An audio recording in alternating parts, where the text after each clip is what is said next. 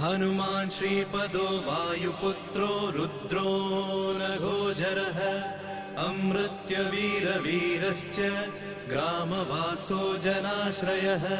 धनदो निर्गुणः शूरो वीरो निधिपतिर्मुनिः पिङ्गाक्षो वरदो वाग्मी सीता शोकविनाशकः शिवः शर्वत्परो व्यक्तो व्यक्तो धराधरः पिङ्गकेशः पिङ्गरोमा श्रुतिगम्यः सनातनः अनादिर्भगवान् देवो विश्वहेतुर्जनाश्रयः आरोग्यकर्ता विश्वेशो विश्वनाथो हरीश्वरः